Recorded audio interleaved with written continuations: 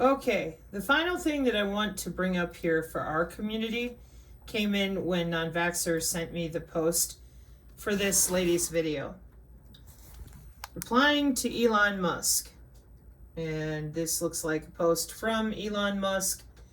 This will make some people upset, but I need to emphasize that accelerating synthetic mRNA tech was another silver lining. It is a revolution in medicine, like going from analog to digital. The COVID mRNA vaccine dosage level was too high, and having a zillion booster shots was idiotic, causing more harm than good, IMO. But I am convinced that synthetic mRNA is the surest path to curing cancer, among other things. Now, why would he say that? In my opinion, what I just spent all this time showing you is 30 to 50 to 70 years worth of engineering in which the human body has been tethered to the internet since the 90s, and that's why so many people are so lost in the weeds. They don't understand these systems. They think that, it's just them or whatever, when in reality, you're dealing with precision AI healthcare. Okay? You're dealing with the way that they are going to look at that medical body area network from 2012. And they're going to be able to see with the AI and the phenotyping, everything going on only with you. That's exactly what most people would like in their healthcare, next gen healthcare. Okay. So that's why we warned people on our channel, myself and non-vaxxer, multiple times. Stop calling it a bioweapon. It's a bio-cyber interface. Exactly the way that Elon is talking about. Okay? You don't want somebody logging in and putting malware on your liver. Right. And that's why you have the DHS biosurveillance and friends. Precision AI healthcare also goes hand in hand with nanomedicine. And nanotechnology, they have been demonizing it and complaining and making up stories when in reality, your tax dollars have been paying for the development of this for 20 years. It's all known to all of your government people. It's doing great. Nobody said no. Everybody said, wow, that's amazing money. Are you using your crypto? Are you very happy with your digital ledger technology that also powers your Bitcoin? Okay, welcome to the Internet of Things and digital twins, AI, and something called data acquisition for bioinformatics. Bioinformatics is a scientific field that uses computers to analyze biological data. None of this is going away. They're using genomics. And that's why everybody and everything is connected. In order to calculate our biosphere, they have sensors everywhere. Okay? The other problem is that people think it just got here. And for that, I'm constantly having to take them, folks, good folks, to all these different papers about how long they've been working on this.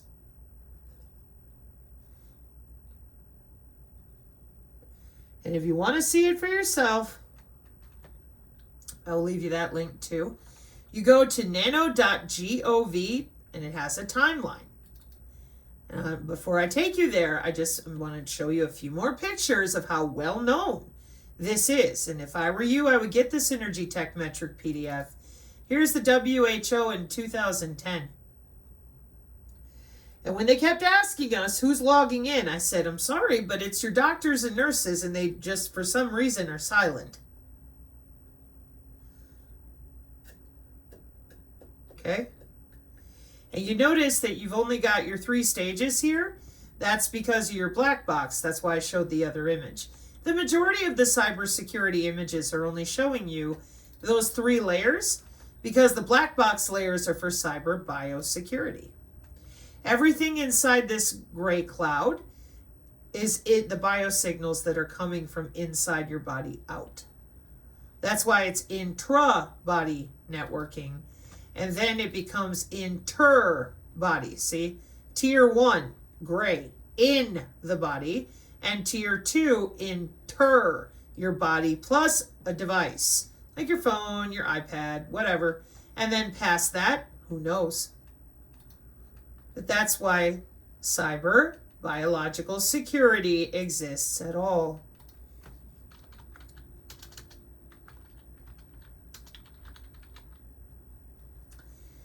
Now over here at nano.gov, nanotechnology, an official website of the United States government /timeline. For those of you that continue to be terrified due to misinformation, you can come in here and you can see tons of development, Rice University, the carbon nanotubes, the graphene, the buckyballs, the quantum dot. It's just, there's a ton of it, okay? And that's because they've been working this out and your tax dollars have been paying for it all this time. So you will hear about nanobots and all that. That's synthetic biology.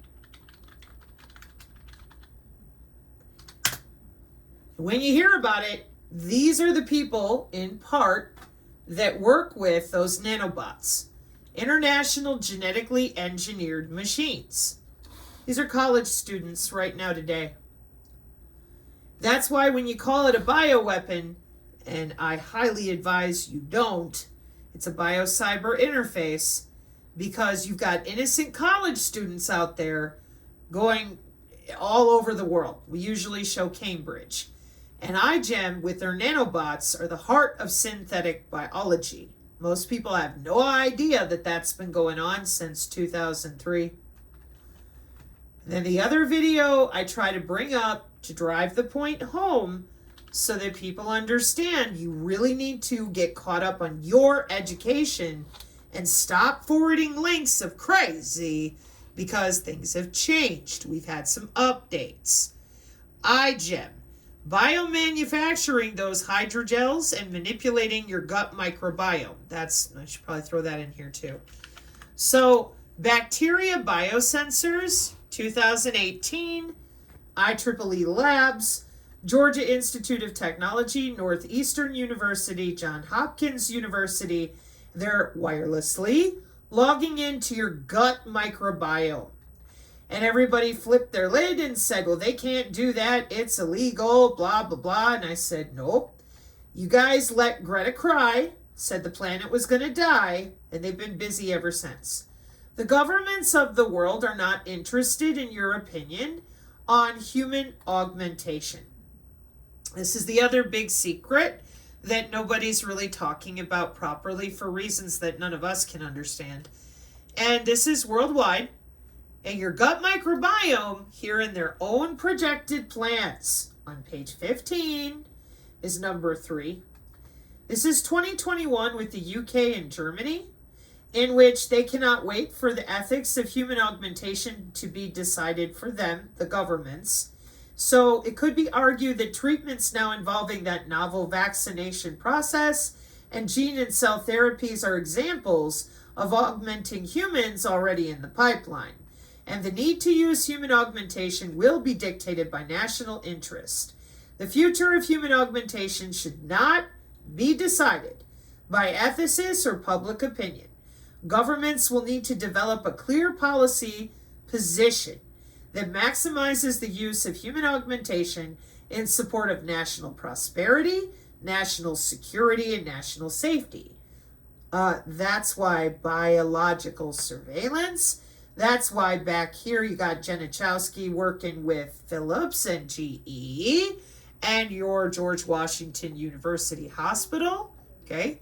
Every bit of what I am showing you also goes in tandem with our 3009 autonomous weapon systems. You would know them as drones, but there are many of them. And this is fully deployed as well. You used to see it in the Terminator movie as Skynet. Sorry, not being hyperbolic. It is what it is. So when they talk about bacterial biosensors, when they talk about being able to just log into your intra-body network, they're not talking about some magical nanotechnology that is not mandated, unknown, and nobody has any idea what's going on. They're talking about your tax dollars for 20 years developing all of this, which is where I'm absolutely positive Musk is coming from. Just because you don't know about it doesn't mean that it hasn't been researched and developed extensively. So in closing, for real this time, please do not endanger innocent college students by continuing to proffer propaganda and fear. Please get educated and determine your situational awareness and your personal positioning in such a way that you can communicate with other people and feel a little more at ease about the massive amount of control systems that you're looking at here. This is an engineered system for human health care. Oh, almost forgot. For everyone who kept saying it's a plandemic, I totally agree with you. Show you why. Here's another good image of the architecture of your wireless body area network, your medical body area network, okay? And here's why you're not getting rid of it. Long overdue telehealth revolution, because they've been able to log into your body since 1995, so they're kind of eager to get on with it. Get on with what? Human augmentation. See other videos. It's not a joke. They go to hotels and conferences. They want to live forever. Be smarter, be faster. That's the whole point of this right here, where they're not waiting for you because they don't want your opinion. They're stakeholders. You're not. You don't pay their bills. And it's the other component of all this that's fairly ugly, gets me screamed at on the regular, because I did the reading and I continue to look for any mitigation. And I know that this is molecular communication and we all live in the same biosphere. So it was horrifying to me how many people refuse to be honest about biosensors, have everyone terrified every 5 minutes, when in reality, we can't even talk about what's really going on here, which is what you're looking at. They made the decision to augment their populations for GDP. That's why AI is already running your government. You're going to find that out, Doja, soon enough. You're also going to find out that everybody wants enhanced intelligence, increased attractiveness, enhanced sensing, disease-free body, enhanced strength. And you see this one over here where it says ubiquitous and continual monitoring. This is why every TI needs to understand these 2 videos, or 3 now, and put it together in your head to discern what's really going on in your environment. And please, please, please protect people, all people, not just the innocent college students, all people. Thank you for your time and your consideration. DLC, so like detection of the small molecules. iGen stands for the International Genetically Engineered Machine Competition. It's a global synthetic biology competition that brings together teams from all around the world to compete in essentially engineering organisms to have new functions. Our project this year was to use a co-culture system of bacteria and yeast to synthesize plant-derived compounds more efficiently. A lot of the compounds, like medicinal or used in cosmetics, all of these are extracted from plants, and we want to find a way that's more sustainable and reliable. So we created a 3D printer, which prints hydrogels, which has our E. coli and yeast that has engineered pathways within it so that it can function to make the enzymes that produce our end product. It's essentially split up into fall and spring semester. Spring is like brainstorming phase, summer is like hardcore lab work, and then fall is like wrapping up the project, working on the presentation aspects. Everything is done by undergrads, but we're still under the guidance of professors and TAs, but we get the freedom to choose what we want to do and how we want to do it in a way that you would never get in a professor's lab. It's on us to do that literature research or find the experts in the field that can answer those questions. It's really all up to us to get that fundraising and all the steps in between for really writing a research paper overall technically. Our team this year was a bit smaller. We had 10 members compared to usually the U of R teams have like around 12. So what we did was some of us doubled up on roles. My specific roles in the project were hardware and video leads. Essentially for me that entailed scripting, filming, editing, and animating. I was lab and safety manager. So I was also responsible for HPLC. So like detection of the small molecules we were trying to synthesize. My specific role in the project was to be the software manager, and I was also co-wiki manager, which would mean that I created the website. I also did a lot of the hardware tasks, and I was on the wet lab team as well. Projects like these, they usually take like years, like for PhD students, grad students to develop. And the fact that we're undergrads doing this, and we were given from February to November, I think that's a pretty big undertaking. A typical bioprinter will cost over $10,000 easily. For us, we engineered one under 500. And what we want to do is have a 3D bioprinter that's accessible for labs who want to do this proof of concept with whichever molecules they choose. You could change the genes you put into bacteria, change the genes you put into yeast, and so you could use it to produce virtually any plant-based chemical you want.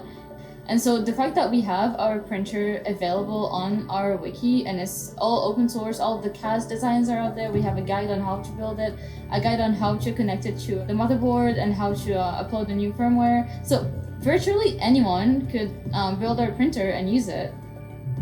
The Grand Jamboree was a great experience. So it was held in Paris this year. It's just a huge conference type of thing with about 400 teams. It was just very fun to get to know all these different people from all over the world. They really go full out with the whole conference. They had like little villages for each track. So we're the biomanufacturing village. So they would have like a little section with like a stage, which is where we did our informal plaza presentation. Then we had like little booths for each team to present at. We put in a lot of work and I think it definitely paid off. We were nominated for Best Hardware, so that's top 5 out of the 400 teams. We also got nominated for Best Biomanufacturing and we got a gold medal. This project really taught me a lot of things that I wouldn't learn in the classroom, or I learned in the classroom as like a concept but never really applied. iGEM didn't necessarily change my career trajectory, but it definitely changed me as a person. I feel like a lot of the growth that you do throughout college is not necessarily defined by like academics, but character growth. A lot of the things that I learned and gained from this were not necessarily tangible things, but how to communicate with people, how to delegate, how to throw yourself into things that you had no idea how to do. Essentially how to start from ground zero and work your way up to like being an expert at what you do.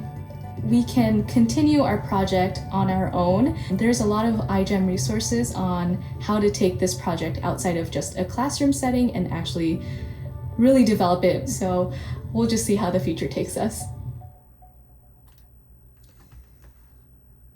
There is one other video, apologies. For those of you that want to do real research, I would suggest the best library out there, which is Non-Vaxxer's library.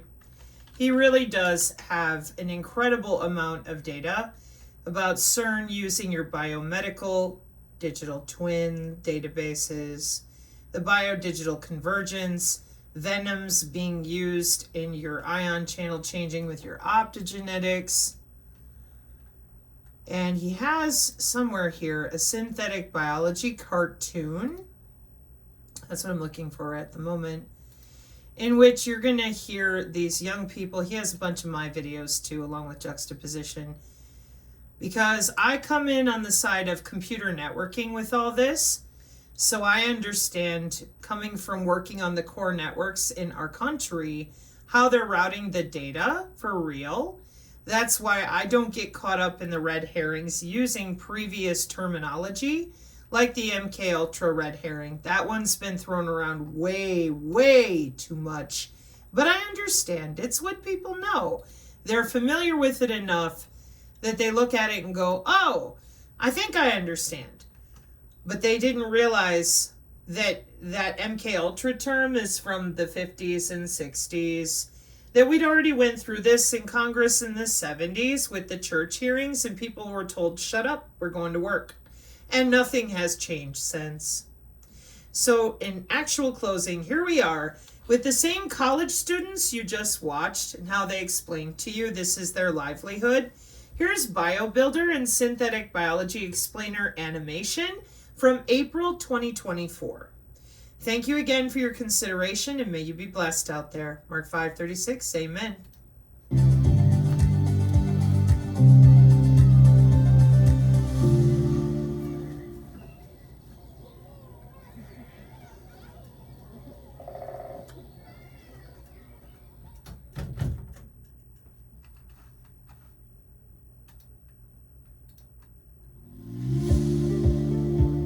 Throughout history, humans have found innovative ways to make their world a better place. At BioBuilder, we believe that the next big stage of human innovation begins with synthetic biology. Okay, class. Synthetic biology is where scientists can modify an organism, such as yeast or bacteria, and allow them to gain different characteristics. This may sound like science fiction. However, in practice, it is similar to how breweries have used yeast to produce their products for thousands of years. Modern synthetic biology is even more versatile, as we can reprogram an organism to do a variety of new things, including the breaking down of polluting plastics. But it doesn't stop there.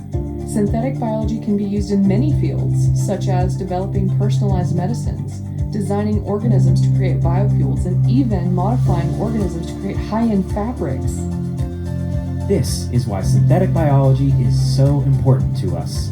BioBuilder aims to educate today's students through hands-on workshops and apprenticeships to develop tomorrow's innovators, ready to tackle the world's problems with synthetic biology. By inspiring today's generation, we can equip the next generation to do the same.